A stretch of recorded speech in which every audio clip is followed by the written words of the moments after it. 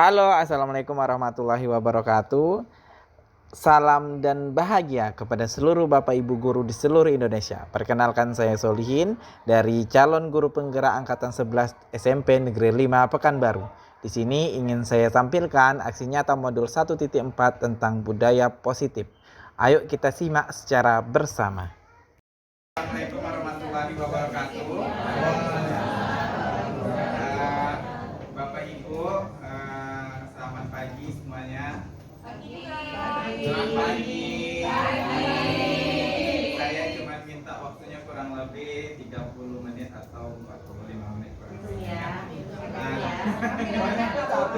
Jadi hari ini karena saya sebagai calon guru penggerak angkatan 11 yang sebelumnya parkir di angkatan 10, jadi di sini ingin menyampaikan tentang diseminasi budaya positif, mana diseminasi budaya positif ini termasuk pada modul 1.4, masih modul 1, masih panjang perjalanan saya ternyata. Nah, Bapak Ibu, nanti kita akan kupas apa sih itu budaya positif, apa saja hal yang ada di dalamnya, gitu ya. Nah, untuk itu kita lanjut bisa? Oke. Nah, kita menghadirkan jiwa raga dulu. Kita hadirkan jiwa Bapak Ibu dulu di sini. Dengan cara apa? Buatlah sebuah pertanyaan. Boleh nanti dengan kertas. Saya lupa siapkan kertasnya. Dengan kata mengapa dan jawaban dengan awalan kata karena. Bebas semua yang Bapak Ibu buat, yang ada di imajinasi Bapak Ibu. Setiap pertanyaan dan jawaban hanya boleh maksimal 5 kata. Contohnya, mengapa kamu berlari 3 kata. Jadi buat di buku PPKN saja. Apa buku yang sekarang Bapak Ibu buat lah? Boleh di handphone boleh. Kalau di handphone, di laptop juga boleh. Atau di handphone atau laptop juga boleh. Boleh, silakan. Saya kasih waktu berapa menit? 1 menit ya. Ayo, ini untuk menghadirkan jiwa raga Bapak Ibu di sini. Harus dengan kata mengapa dan mengapa pertanyaannya dan jawaban karena. Ya. Maksimal 5 kata. Kalau ini kan mengapa kamu berlari 3 kata. Jadi sesuaikan dengan imajinasi Bapak Ibu.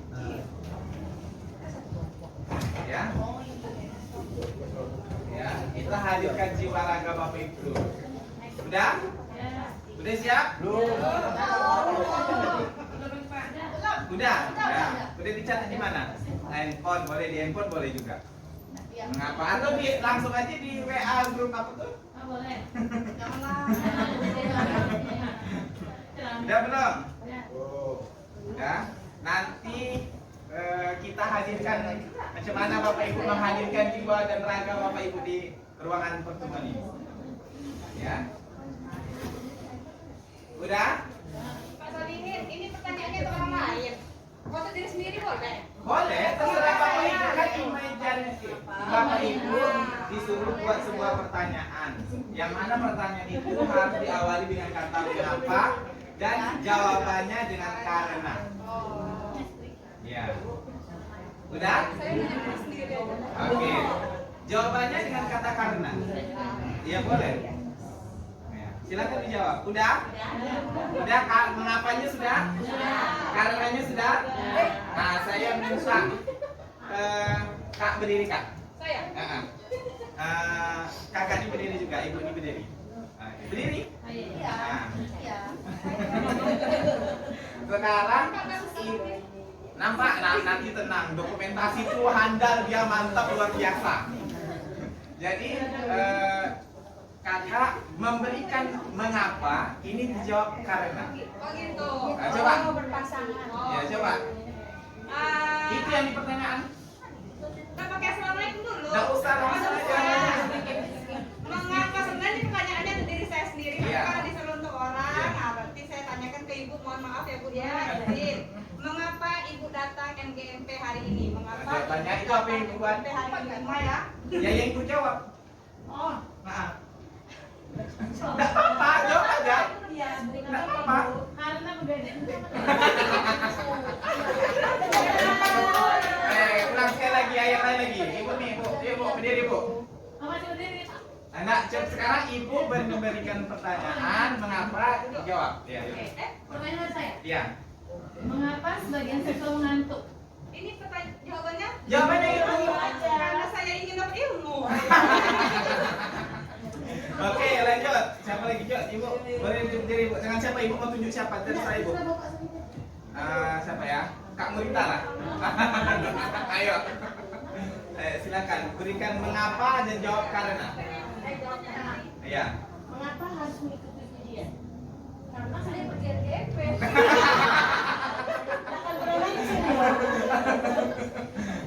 Ayo, Kak, berdiri Kak.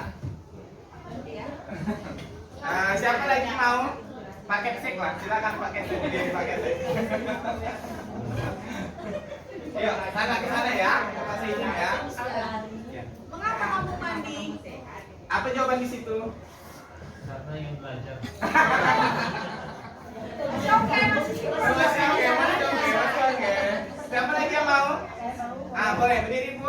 Bu. Mengapa ya? Ya, dengan siapa Ibu mau? Dengan inilah. Yuk, silakan berdiri Bu. Saya mengapa ya, Bu? Mengapa hari mendung? Karena jalan macet. Oke, terima kasih, tepuk tangan dulu dong. Artinya apa? Artinya Bapak Ibu jiwa raganya dari sini. Gitu, ya. Nah, konsep dari inti budaya positif itu ada 6. Ya. Ini mohon nanti kalau ada guru penggeraknya minta maaf saya dulu kalau salah-salah gitu ya. Ada disiplin positif dan nilai kebajikan universal. Ada motivasi perilaku manusia. Kemudian ada keyakinan kelas, kemudian ada kebutuhan dasar manusia, ada restitusi posisi kontrol, dan ada segitiga restitusi. Nah, ini semua nanti akan kita kupas sedikit banyaknya apa saja sih itu disiplin positif dan kebajikan universal dan lain segala macamnya. Oke, lanjut. Nah, sekarang kita masuk disiplin positif dan nilai kebajikan universal. Kebajikan kebijakan. Iya. Apa tadi? Kebijakan universal. Berarti masih fokus, berarti jiwa raganya di sini gitu kan. Memang hebat es breaking kita tadi ya. Oke. Nah, Bapak Ibu, disiplin positif dalam bahasa Latinnya adalah disiplina. Itu artinya belajar. Atau yang bisa juga kita sebut pergeseran makna disiplin menjadi sesuatu yang dilakukan seseorang pada orang lain untuk mendapatkan kepatuhan. Kata disiplin itu sama dengan ketidaknyamanan. Jadi seseorang itu merasa kalau misalnya disiplin itu pasti ada unsur ketidaknyamanan di dalamnya. Tapi seyogianya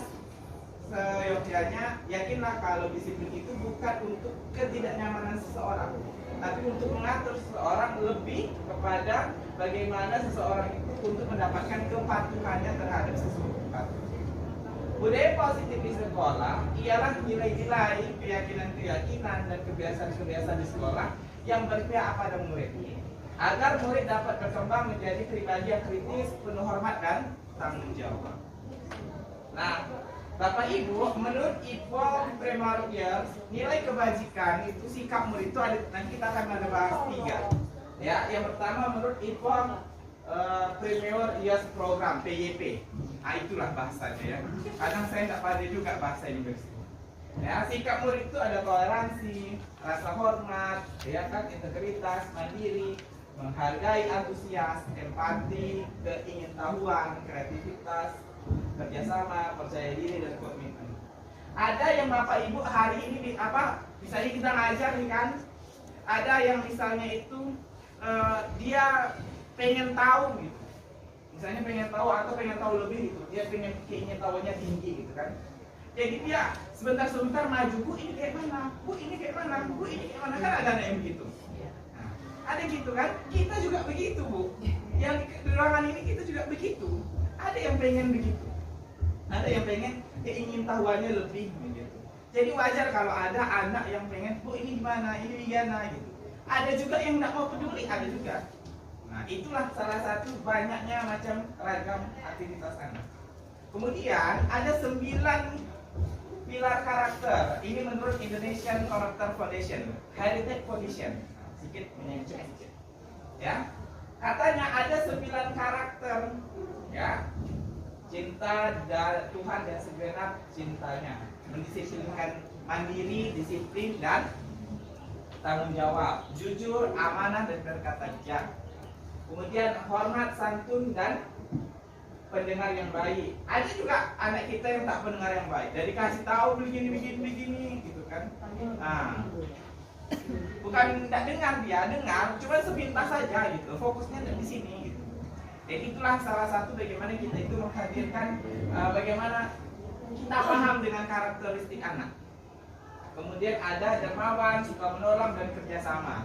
Ada anak yang memang sukanya nih bang ini kau jajan 1000 gitu kan. Ada yang suka memberi, ada juga yang suka menolong. Conteklah aku nomor 5 apa jawabannya gitu kan ada. Nah itulah salah satu sikap. Takut yang seperti itu tuh kita pindahkan daripada dia memberikan contekan dengan sikap-sikap yang lainnya gitu. Jadi tidak hanya perbuatannya itu pada perbuatan yang melanggar daripada norma-norma yang berlaku di sekolah. Kemudian Bapak Ibu, nah nilai kebajikan terakhir ini adalah kebijakan universal yang terakhir ini adalah yang memang ada di sekolah kita, yang memang menjadi program kita di kurikulum Merdeka. Apa dia? Profil pelajar Pancasila. Ini yang pengen ditumbuhkan oleh kementerian dan segala macamnya. Dari dua kasus atau 2 pendapat tadi terangkumlah semuanya di sini.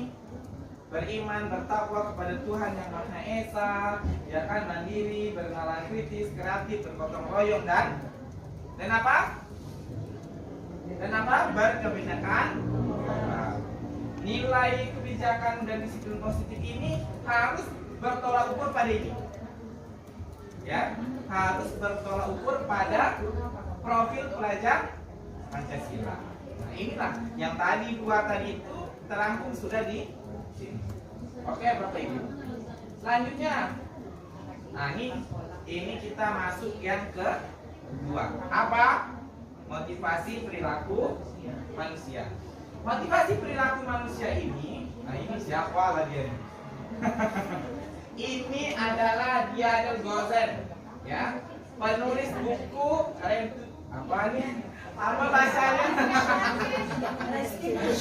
Apa bahasanya? Restitution School Discipline. Nah, inilah dia. Bapak Ibu, kita sebetulnya sama dengan anak. Kalau ditulis dipampanglah dengan tulisan begini tuh, tidak mengerti dia dong. Tapi kalau misalnya dikasih yang begini, yang begini nih, siapa lagi?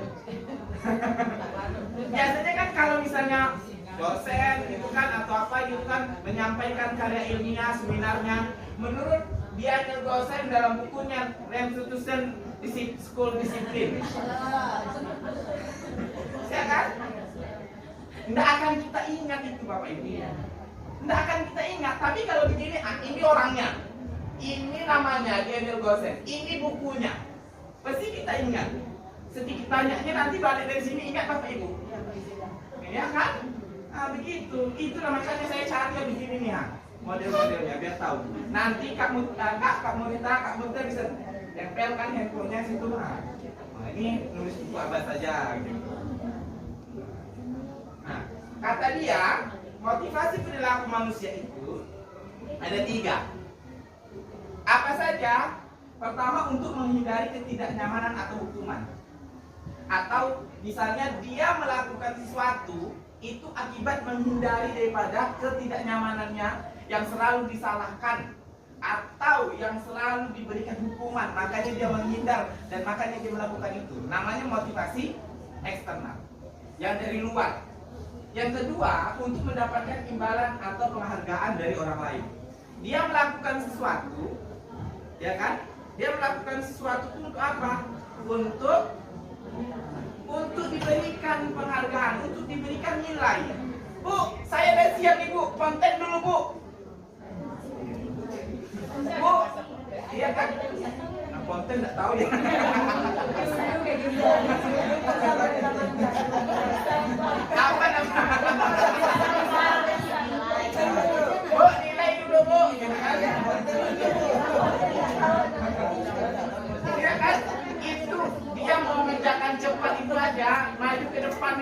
dikasih berapa nilainya? 10. Nah, 100. Yeay, dapat 100 saya. Itu udah motivasi yang luar biasa. Tapi sayangnya itu masih juga motivasi dari eksternal, dari luar. Dia melakukan sesuatu itu masih dari luar. Kita dulu lah. Tengok lakukan kita yang pintar-pintar dulu tuh cepat-cepat dia ngantarkan kalau matematika kan? Iya. Kan? Oh, koreksi Bu, nilai Bu. Begitu. Konten. Bapak pasti orang yang tahu kan, tahulah bahasa konten itu gimana. Masih dapat jawabannya. Jawabannya masih dapat. Iya kan? Sekarang Pak, konten itu apa Bang? Iya kan? Pak, konten itu apa Pak? Mana tahu dia? Pak, Tekken dulu punya saya. Nggak tahu juga dia. Tekken kan tanda tangan kan? Ada tahu nggak dia tuh? Bahasa gimana ya? Itu kan adaptasi dari bahasa Belanda. Ya kan? Nah, yang terakhir Bapak Ibu, untuk menjadi orang yang mereka inginkan dan menghargai diri sendiri dengan nilai-nilai yang mereka percaya.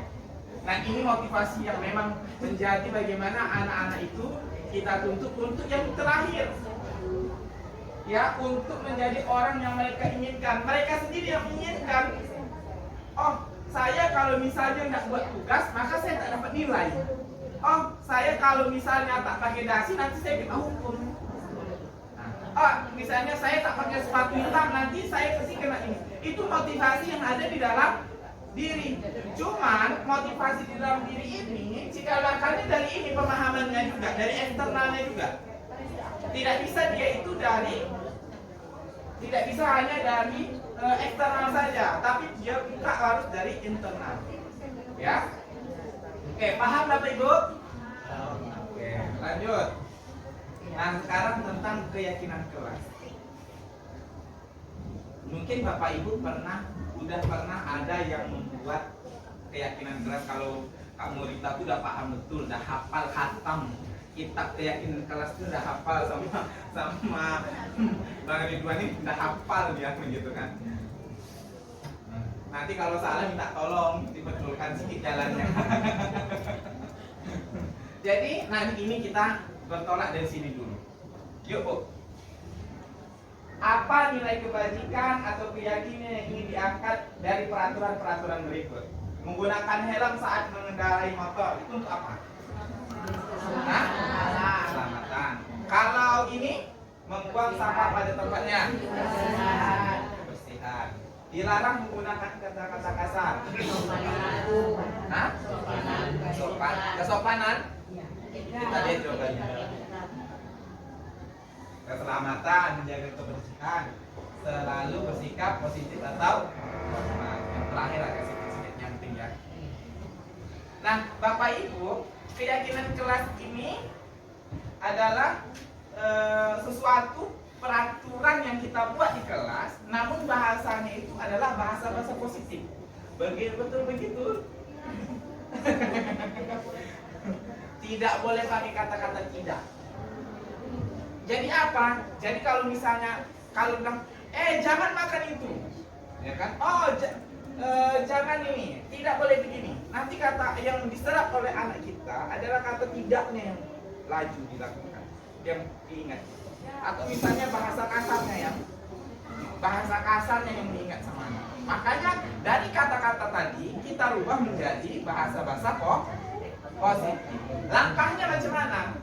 Nah, itu tujuannya untuk apa? Untuk menambah untuk menambah keyakinan dia kalau dia itu kita hargai. Dia itu apa lagi? Murid itu di dalam kelas itu kalau dengan keyakinan kelas ya, kita itu kalau di dalam kelas itu jadi lebih anak itu lebih percaya diri,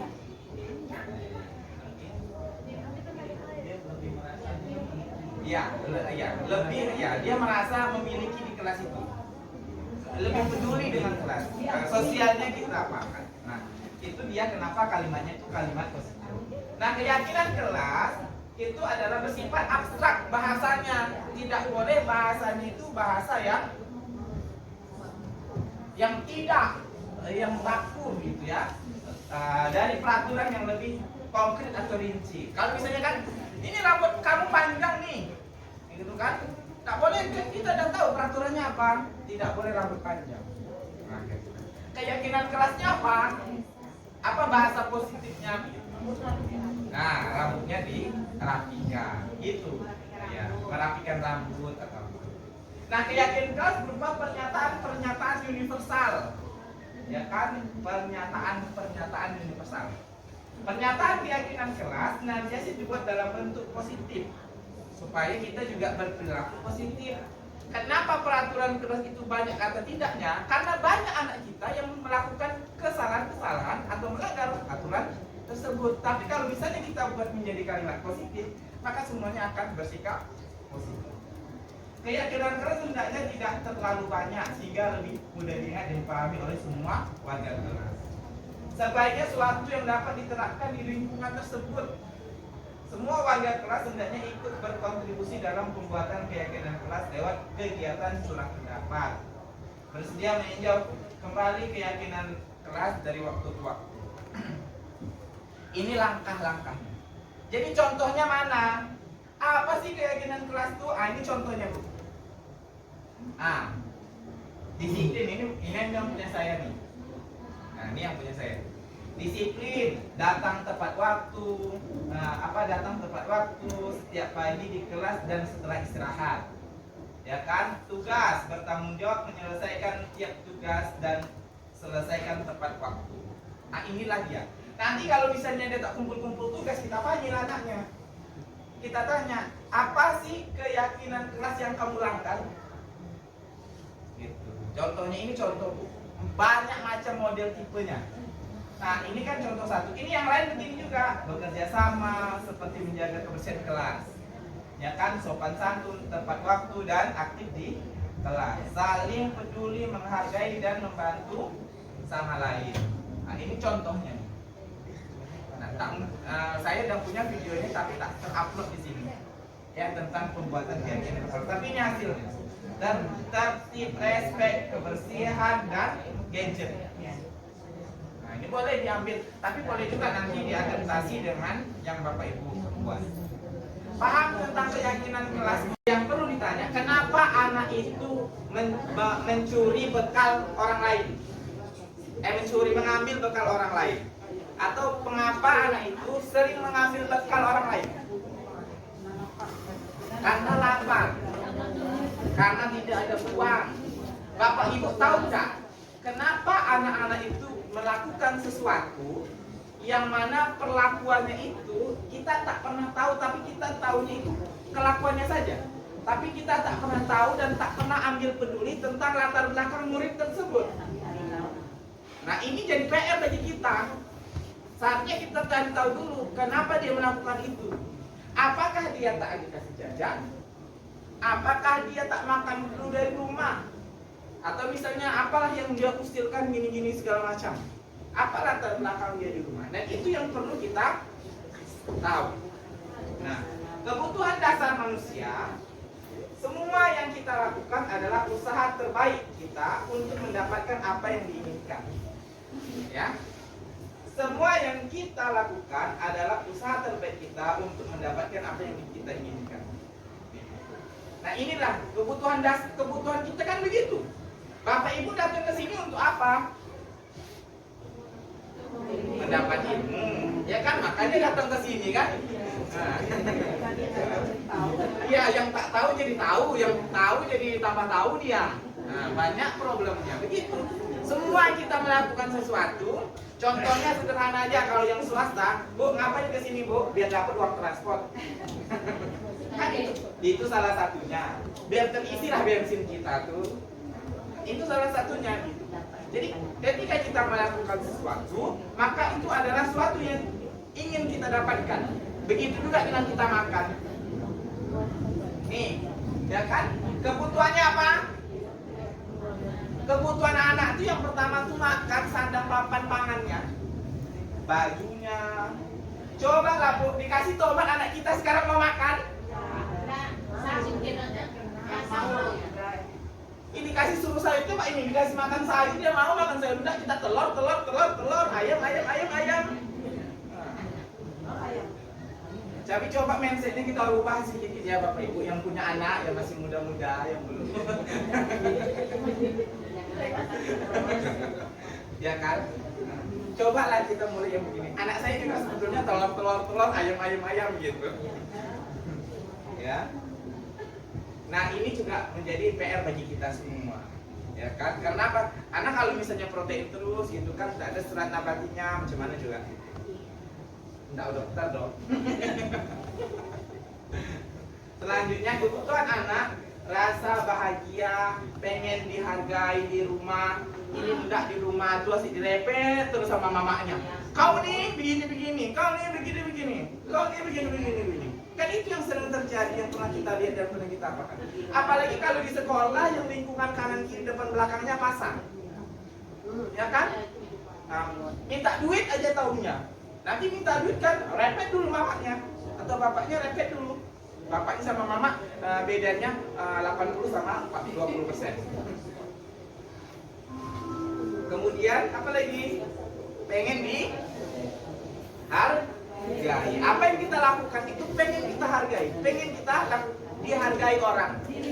Nah, diberikan reward, diberikan penghargaan. Gitu. Nah, apa lagi? Ya, kita diberikan hak kebebasan. Tapi kebebasan yang kita lakukan, contohnya, kenapa saya ikut guru penggerak gitu kan? Iya kan? Ya, pengen jadi kepala sekolah, pengen jadi pengawas sekolah. Yang dua depan saya nih, sebentar lagi mudah-mudahan. Kalau saya tidak lah Bu, saya cita-citanya jadi sekjen menteri aja.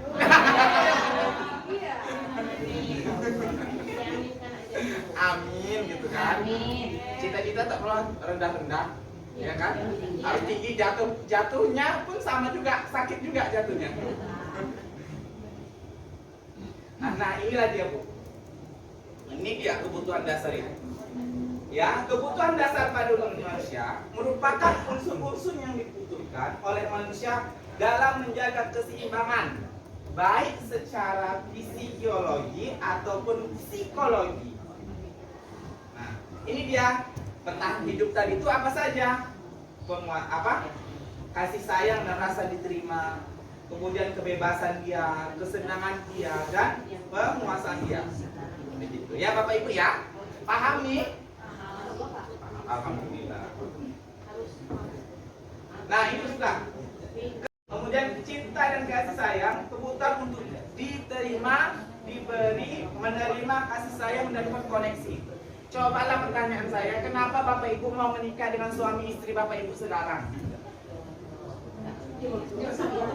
Sayang dulu, kasih sayang dulu yang didapatkan kan? Iya, kasih sayang dulu yang kita dapatkan. Kalau tidak ada kasih sayang, kenapa mau kita? Hah? Kalau yang di belakang tuh, dua di belakang tuh, wah yakin saya kalau itu dijodohkan. Tapi kalau yang muda-muda dijodohkan nggak laku. Nah, tapi ingat ya yang muda-muda yang belum menikah, kasih tahu nih. Macam mana pun kalau orang tua dulu menjodohkan itu yang terbaik tua. Sampai sekarang awet sampai kakek cucu. Nah, ya kan sekarang tuh banyak haknya begini. Nanti dapat suami ternyata dia kekerasan apa? KDRT. Ya yang bilang tuh kan? Begitu. Jadi yakinlah kalau udah emaknya berkata, oh ini baik laki-lakinya, oh ini baik laki-laki perempuannya, berarti dia baik. Ya. Kemudian ya kebebasannya kita juga perlu kebutuhan akan pilihan, kemandirian dan otonomi. Penguasaan, kemampuan, prestasi yang diakui. Besok kalau misalnya udah jadi pengawas, jadi kepala sekolah, kami mengakui kehebatan Bapak Ibu di depan ini. Kan begitu, nah, itu contohnya. Ini coba nih. Apa bacanya? Coba lihat teman Bapak Ibu yang di kanan kiri. Terus coba jabat ini bukan jawab ya, jabat.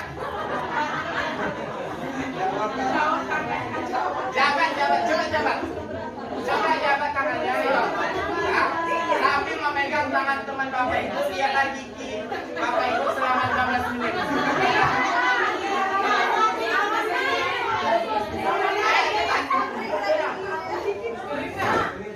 15 detik nih, coba lagi dulu.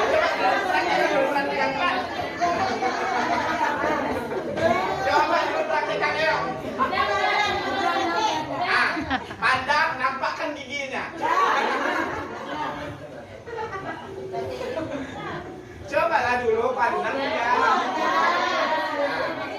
Salah ya 15 detik.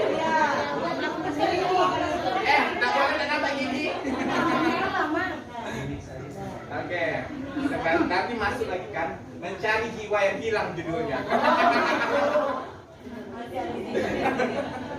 Ya kita akan mencari jiwa yang hilang. Macam mana mencari jiwa yang hilang? Tapi coba salaman dulu, nampakkan gigi dua-duanya.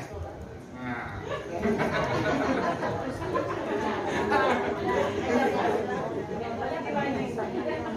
Ya kan, jiwanya hilang tadi tuh. Ya kan, karena banyak materinya hilang jiwanya. Hilang ya. Nah, ayo. Posisi kontrol restitusi ada 2 lagi. Ini posisi kontrol restitusi itu ada 5. Pertanyaan saya, Bapak Ibu coba baca yuk sama-sama yuk dulu ini. Sebagai penghukum, membuat merasa bersalah, teman, pemantau, dan manajer. Sekarang pertanyaan saya sederhana aja. Bapak Ibu di level yang mana?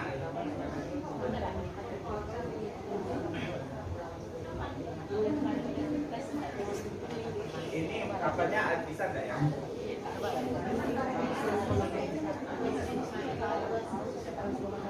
Kita nonton dulu.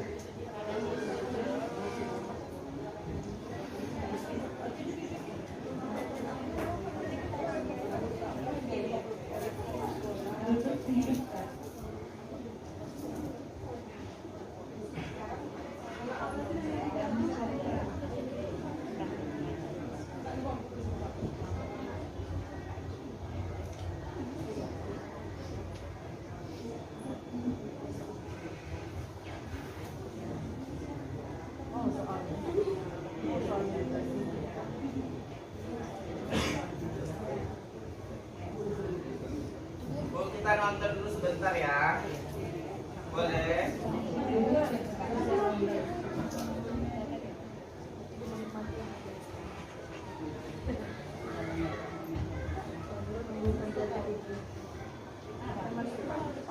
Kita nonton dulu, Bu. Nih, Bu. Yo, bentar ya, Bu. Pak Yudang ya, Bu.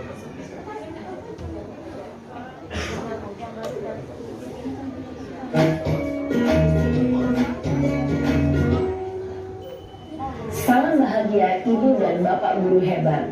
Dalam penerapan disiplin positif restitusi, salah satu program yang dikembangkan adalah 5 posisi kontrol. 5 posisi kontrol dalam restitusi adalah proses perjalanan seorang pendidik agar dapat mengenali dirinya. Pada video kali ini, kita akan membahas tentang 5 posisi kontrol yang dikembangkan oleh Diane Dawson dan contoh penerapannya.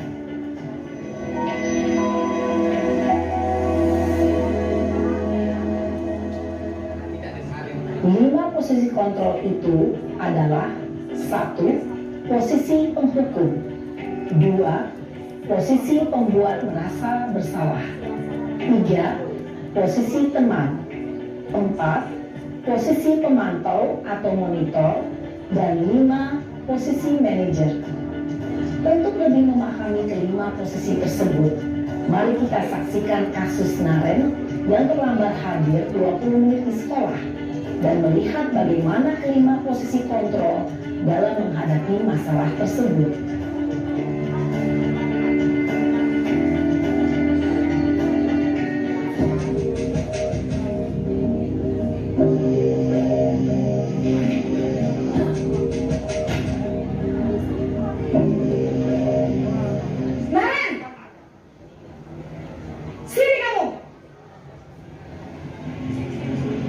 pagi, Bu. Selalu terlambat. Kamu deh, pasti terlambat. Maaf, Bu. Saya Apa? Apa coba? Alasan kamu apa lagi? Kapan sih kamu tidak terlambat? Malas sekali ya kamu jadi anak. saya Dasar pemalas. Gak kapok-kapok sih kamu. Sudah berapa kali terlambat? Sana, kamu keliling lapangan basket 2 kali. kenapa saya harus keliling lapangan basket, Bu? Kenapa? Kamu melawan ibu. Berani-beraninya jawab. Sudah terlambat, masih berani jawab pula. Sekarang, keliling lapangan basket 5 kali sekalian. Biar kapok. Cepat. Pergi sana ke lapangan basket. Posisi penghukum biasanya berbicara dengan nada tinggi, menghardik, menunjuk-nunjuk, menyakiti, dan menyindir. Hukuman bisa berupa fisik maupun psikis. Ibu dan bapak guru hebat, dampak yang terjadi pada murid ketika guru berada pada posisi penghukum adalah murid cenderung akan memberontak, bahkan menyimpan dendam.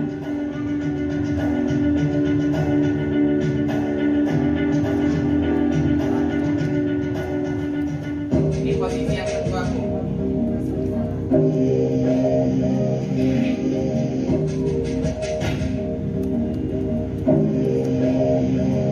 Naren!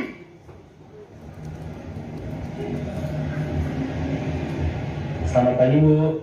Naren. Kamu kenapa terlambat lagi, nak?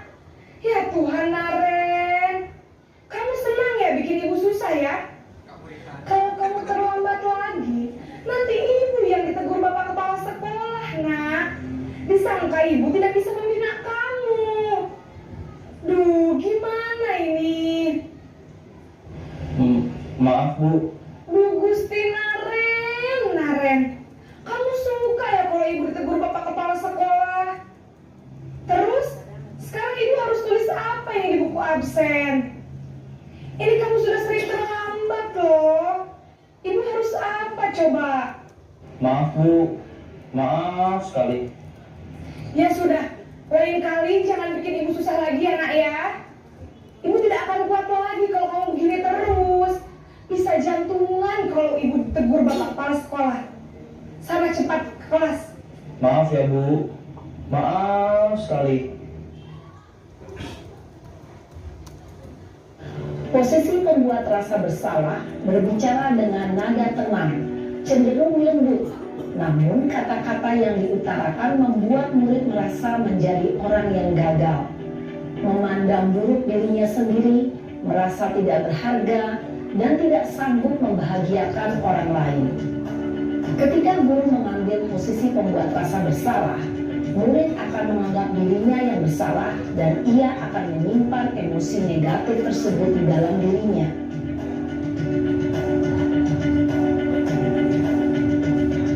Sekarang posisi teman. Apakah kita posisi teman?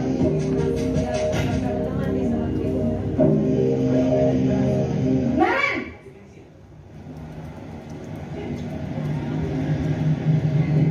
Selamat pagi, Bu. Wah, sudah jam berapa ini nak? Terlambat lagi ya sayang. Iya, Bu. Habis ibu saya lupa bangunkan saya, Bu. Kamu malah menyalahkan ibu kamu. Kamu bukannya anak yang larinya paling kencang. Kok terlambat sih? Iya, Bu. Saya memang terlambat bangun tadi. Jadi, biarpun saya lari kencang, tetap gak kekejar, Bu. Ya sudah sana. Nanti lain kali larinya lebih kencang lagi ya. Biar gak terlambat lagi. Bikin seneng ibu. Demi ibu. Bisa kan? Bisa lah, Bu. Ya sudah sana masuk kelas. Ibu beresin urusan absen kamu. Kamu ini ada-ada saja. Dalam posisi teman, guru berbicara dengan nada suara ramah, akrab, cenderung bersenda gurau untuk menjaga suasana tetap santai. Murid akan merasa senang, aman, dan akrab dengan guru. Identitas yang tercipta adalah identitas sukses atau berhasil. Namun, perlu diingat, karena ini masih dorongan eksternal, maka ada faktor ketergantungan dari murid kepada orang tertentu. Di sini, guru absennya, sehingga di lain waktu, murid bisa berperilaku baik, namun hanya kepada orang-orang tertentu saja.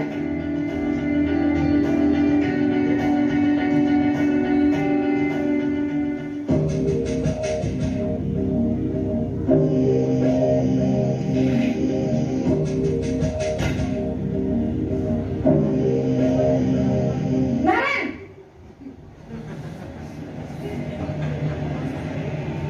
Selamat pagi, Bu. Naren, apa peraturan sekolah kita tentang jam berapa kita harus masuk sekolah, nak? Kita harus di sekolah jam 7, Bu. Iya, betul. Sekarang sudah jam 7.20. Naren sudah tahu konsekuensinya jika terlambat hadir. Paham, Bu. Saya harus tinggal kelas pas jam istirahat selama 20 menit. Iya, benar. Konsekuensinya demikian. Jadi nanti jam 9.30, pas istirahat, kamu harus tinggal di kelas, kerjakan tugas tambahan untuk ketertinggalan kamu, ya? Baik, Bu. Posisi pemantau mengandalkan penghitungan atau data untuk mengontrol murid. Guru mengarahkan murid berdasarkan peraturan dan konsekuensi. Seorang pemantau menunjukkan bahasa tubuh dan ekspresi wajah yang datar dan cenderung formal.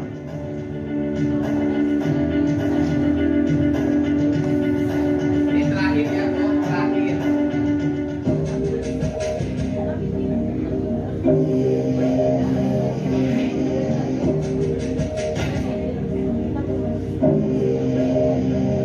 Naren!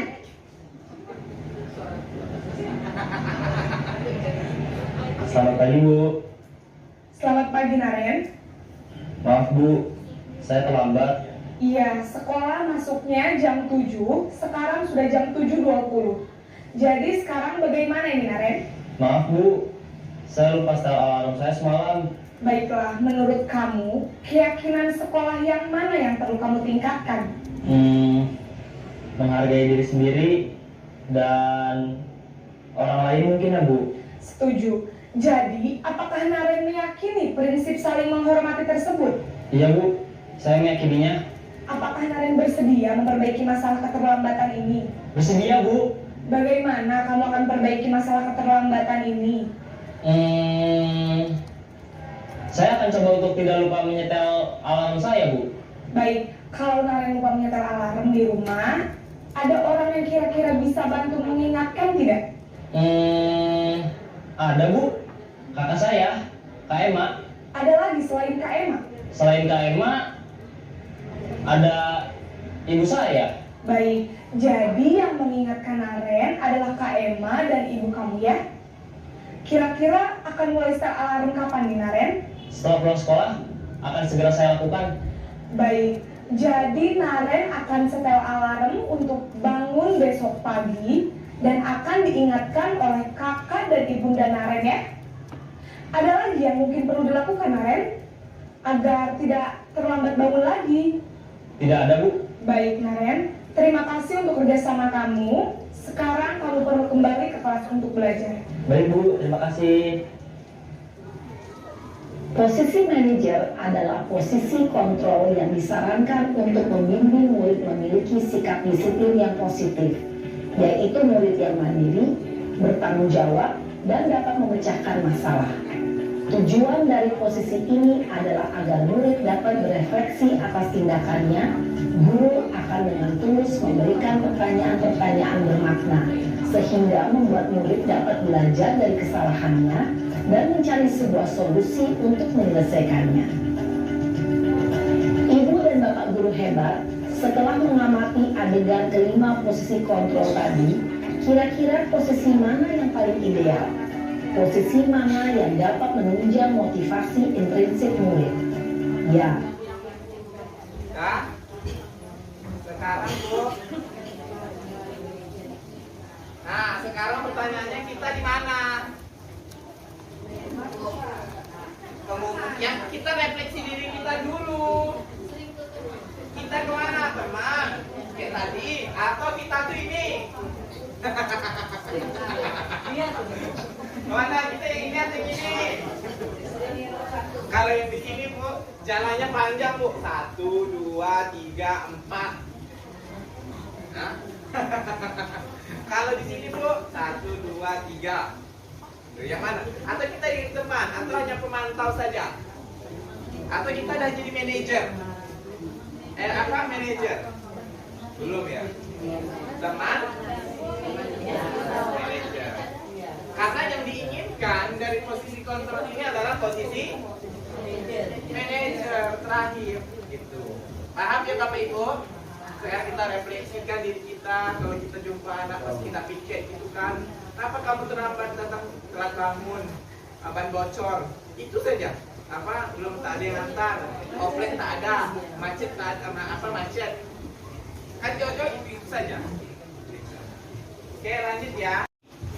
Nah, segitiga restitusi ini ya kan ada 3 Bu. Kenapa dibilang segitiga restitusi? Karena ada 3 restitusinya. Yang pertama menstabilkan identitas, validasi tindakan yang salah, dan menyanyikan keyakinan. Bapak Ibu, posisi manajer tadi adalah posisi bagaimana seorang guru itu di segitiga restitusi ini sudah terlampak, sudah terlihat di posisi manajer tadi. Ya, menanyakan dulu kenapa terlambat, menstabilkan identitasnya dulu, kemudian juga validasi tindakan yang salahnya, kenapa ke atas keterlambatannya, dan menanyakan keyakinan sekolah mana yang dilanggar, kan itu jawaban pertanyaannya kan? Ya, menghargai dan tepat waktu.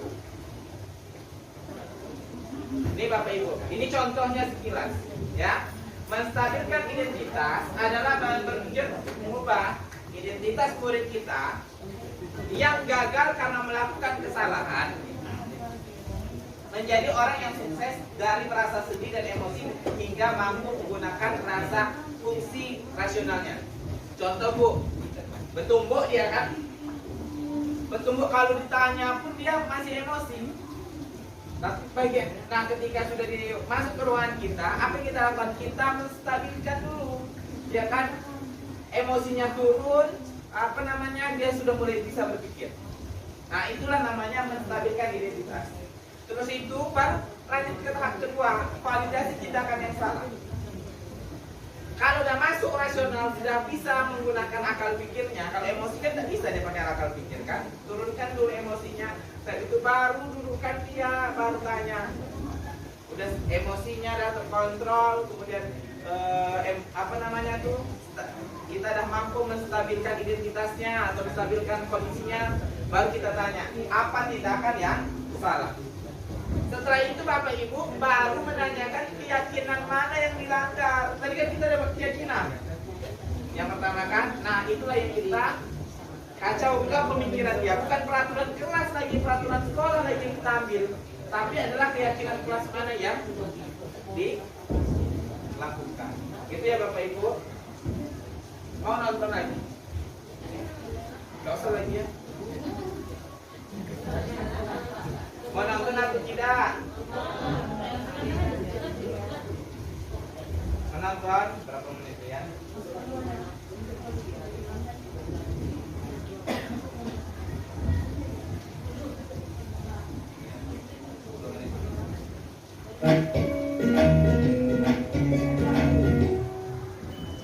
Salam dan bahagia Ibu dan Bapak guru hebat. Pada video kita nonton, siap itu nanti refleksi Bapak Ibu bisa scan ini. yang dikenal dengan nama restitusi.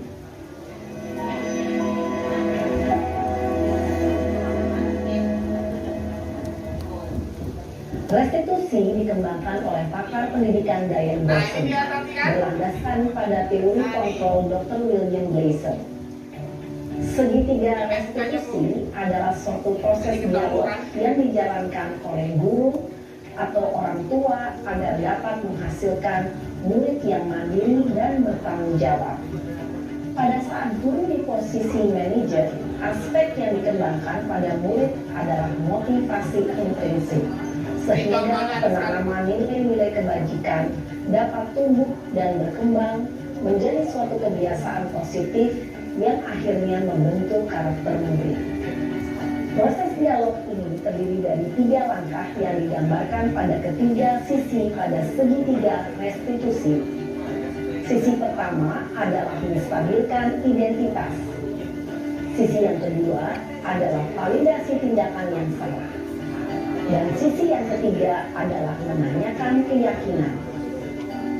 Ibu dan Bapak Guru, berikut ini akan ditunjukkan bagaimana seorang guru berada dalam posisi manajer menggunakan penerapan segitiga restitusi.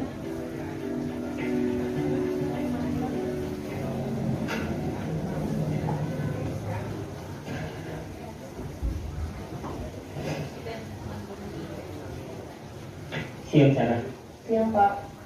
sudah lama gak ketemu Sarah. Kenapa hari ini ada di sini? Kesel Pak, kesel banget. Masa aku dikatain tukang fitnah Pak? Ya aku marah lah. Aku balik ngatain Eka di depan kelas. Kesel banget. Oh begitu. Ya pasti kamu marah dan kesal. Bapak juga akan marah apabila ada yang menuduh Bapak seperti itu. Kemudian pada saat itu kamu mau melakukan apa? Ya saya langsung ngatain Eka lah Pak. Kesel banget. Saya bentak-bentak dia depan teman-teman lain. Oh begitu. Pasti kamu melakukan seperti itu karena suatu alasan tertentu bukan? Iyalah, masa saya diam saja Pak? Ya saya bela diri lah. Masa saya dituduh tukang fitnah? Ya wajar lah. Mempertahankan harga diri itu sesuatu yang penting buat kamu. Untung kamu tidak bertindak lebih gegabah lagi. Hanya membentak-bentak. Iya Pak. Untung saya masih bersabar dan hanya membentak saja. Sudah gemes padahal. Saya pasti bela diri lah. Ya pasti ya. Tapi kamu memilih untuk tetap bertahan dan bersabar. Kamu memilih untuk tidak berbuat lebih parah lagi bukan? Iya. Nah, sekarang coba kita lihat lagi tindakan kamu yang bentak-bentak Eka di kelas. Tindakan kamu itu kira-kira sesuai dengan keyakinan kelas atau prinsip kamu tidak? Enggak lah Pak. Capek Pak jadi pemarah. Jadi keyakinan atau prinsip mana yang kurang sesuai dengan keinginan kamu? Ya, saya sebenarnya sangat menghargai orang lain. Mungkin saat itu saya menjadi emosi, jadi tidak menunjukkan sikap itu. Kamu meyakini tidak? Menghargai orang lain itu penting buat kamu. Yakinlah Pak. Iya, setuju. Kita harus saling menghargai. Namun, ada juga keyakinan yang kita sepakati yang perlu kita jalankan apabila kita sedang marah, bukan? Ya, saya bisa lebih proaktif, mulai dengan diri sendiri. Saya bisa jadi lebih bersabar, mengambil waktu jeda untuk berpikir mau apa selanjutnya. Kira-kira kamu bersedia memperbaiki masalah ini tidak? Bersedia Pak. Kalau kamu memperbaiki masalah ini, kamu akan menjadi orang seperti apa? Saya akan menjadi orang yang bertanggung jawab kali ya Pak. Dan senantiasa proaktif. Iya, menurut kamu bagaimana rasanya menjadi orang seperti itu? Ya nyaman lah, bangga bisa bersabar dan menahan diri. Baiklah kalau begitu. Yuk kita pikirkan bagaimana memperbaiki masalah ini.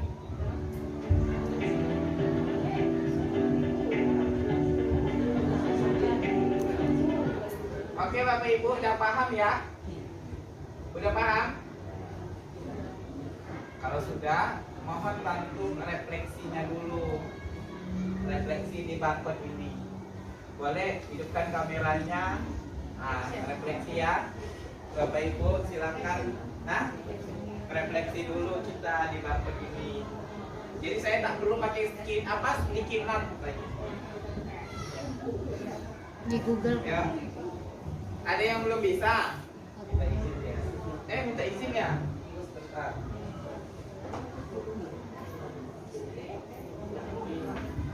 Oh iya, sebentar ya. Sebentar ya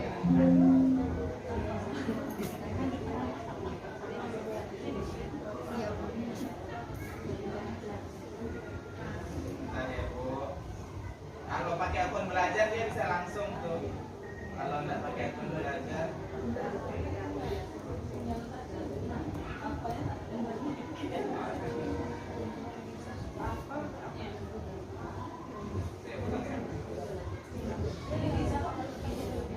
pakai akun belanja.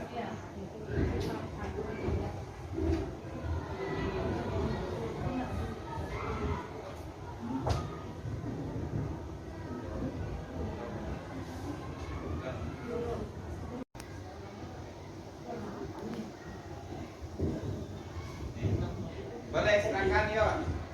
Udah isi yang udah isi boleh. Hah? Enggak, Bapak Ibu, terima kasih atas segala pengertian dan perhatiannya. Terserah boleh. 100 lah. Ya.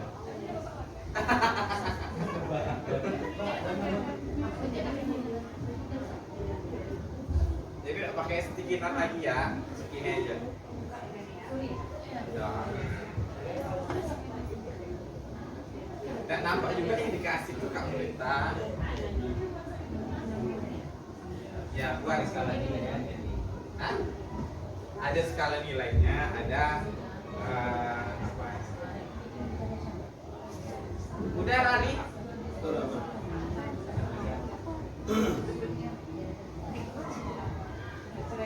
Hah?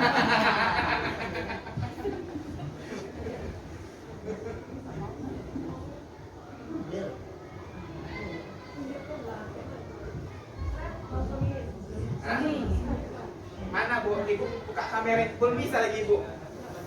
Astagfirullahaladzim. Kok hilang ya? Nah, saya bantu. Telusuri ya? Ya, telusuri Bu.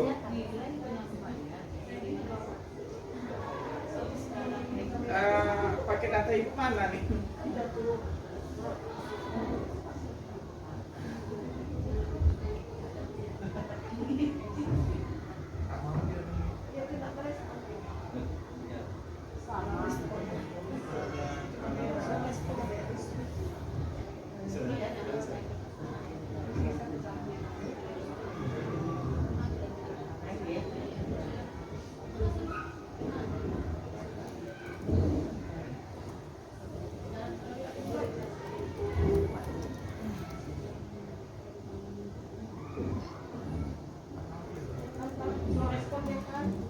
Sinyal Ibu Bu. Iya.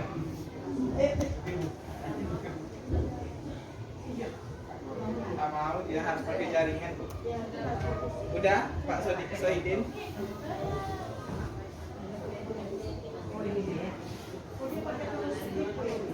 Iya.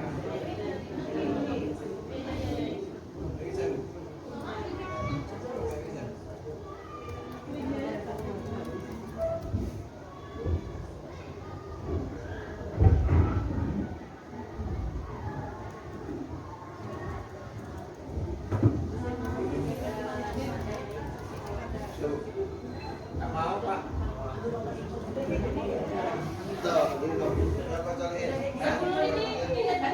Bisa?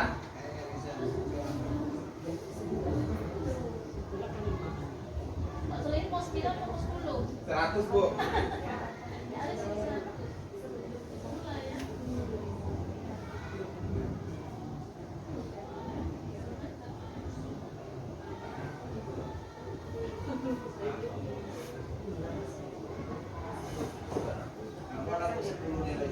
Habis itu buka. Bisa Pak? Coba tengok dulu. Bisa. Habis itu buka. Ya. Kan ini. Ano, tengok dah dulu. Tak nampak ada foto saya yang ganteng di situ tuh. Oh, lu nampak lagi kan? Bukan ini. Dia nampak ganteng tu di situ.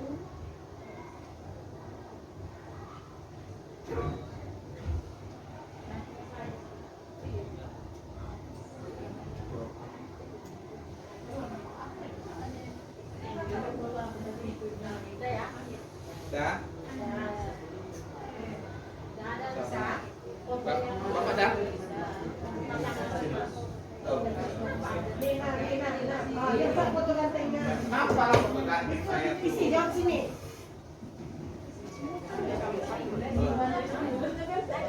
nggak bisa isi itu kan.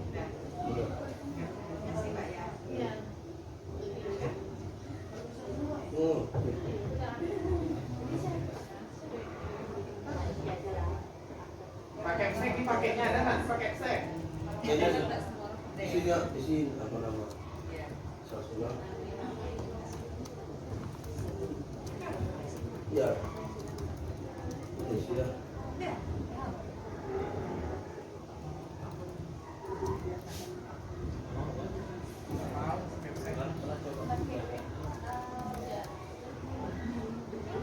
Linknya enggak?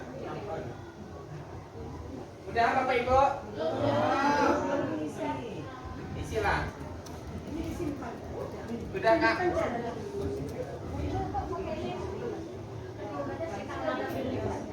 Bisa tengok kan? Mau ditengok kan? Oke ya. Sekian dan terima kasih. Salam dan bahagia untuk Bapak Ibu guru hebat semua. Terima kasih atas segala perhatiannya. Terima kasih atas segala antusiasnya. Saya Solihin pamit undur diri. Assalamualaikum warahmatullahi wabarakatuh. Ini kita lihatnya. Demikianlah tadi aksi nyata modul 1.4 tentang budaya positif. Terima kasih kepada seluruh Bapak Ibu, teman, rekan sejawat yang telah membantu menyelesaikan tugas aksi nyata modul ini. Sekian dan terima kasih. Salam dan bahagia kepada seluruh Bapak Ibu di seluruh Indonesia. Assalamualaikum warahmatullahi wabarakatuh.